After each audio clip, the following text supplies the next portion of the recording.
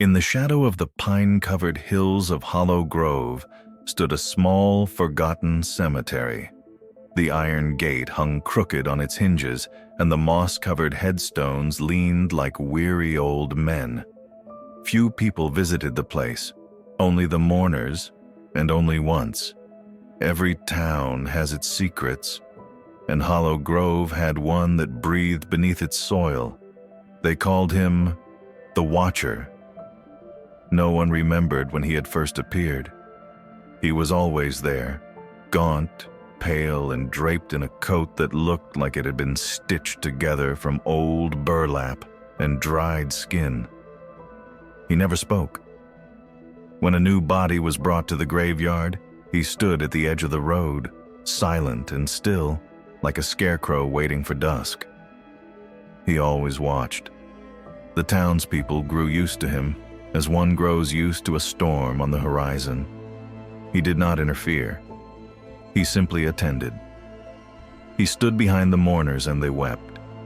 He stared blankly at the casket as it was lowered into the earth. And as the people turned to leave, wiping away tears and murmuring prayers, he always whispered the same words. "Thank you for coming." Then he vanished, slipping between gravestones and trees, back into whatever hole or hovel he crawled from. But what the townspeople did not know, what they could not imagine, is that the Watcher came back when the moon was highest. He waited until the night had sunk its teeth into the earth. Then, with a rusted shovel and hands that looked more bone than flesh, he returned to the fresh graves. Slowly, lovingly, he dug, and when he reached the casket, he opened it, not roughly, but with reverence, as though unveiling a long-lost lover. Inside, the still and silent dead waited for their final indignity. The Watcher did not steal jewelry.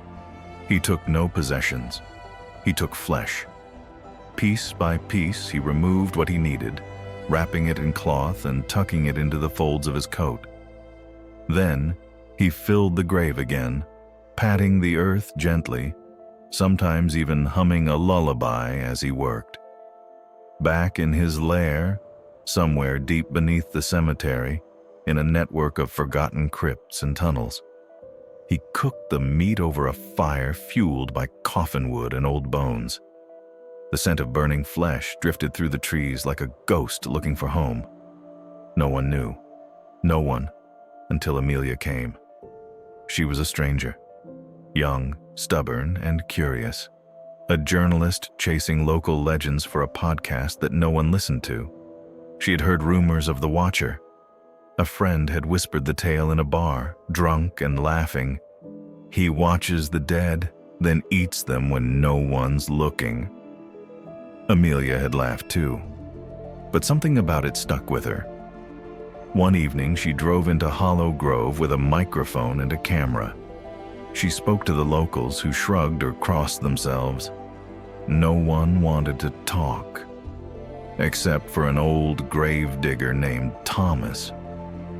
Thomas was half-blind and smelled of whiskey, but he still dug holes for the town's dead. He told Amelia that the Watcher was real and that he had seen him come out of the woods after the funerals. "He's not alive," Thomas said. "Not really. Been here longer than the oldest stone in that yard. He never ages, never eats, not during the day anyway." Amelia, eager for proof, made a plan. That night, after the funeral of an old man named Henry Blackstone, she hid behind a tree near the fresh grave. The Watcher had been there during the burial. Amelia had seen him standing silently behind the mourners, hands clasped like he was praying. She'd felt a chill when he looked in her direction. His eyes were pale and wide, like they had seen too much. Now, in the darkness, she waited. And then he came. He moved like smoke, gliding between the stones.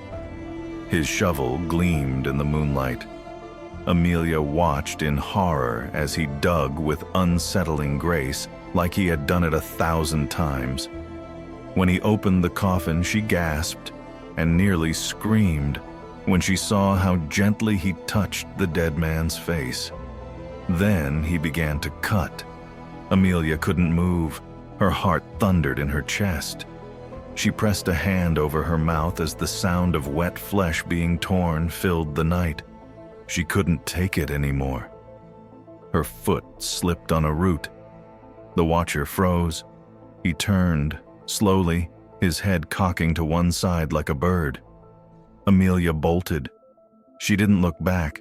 She just ran, branches clawing at her clothes, breath ragged in her throat. She didn't stop until she reached her car. She drove until the town was a speck in her rearview mirror. The footage she recorded was blurry, shaky, and mostly darkness. But the audio captured everything. The digging, the creak of the coffin, the sound of slicing, and the whisper, "Thank you for coming." She posted it online. It went viral.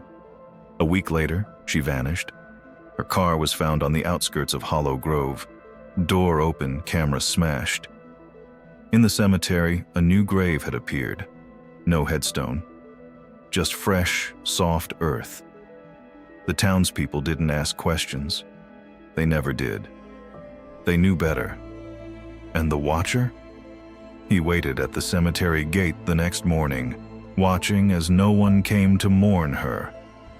That night, he dug, and deep beneath the earth, as fire crackled and the scent of cooking meat filled the crypt, he whispered to no one, "Thank you for coming.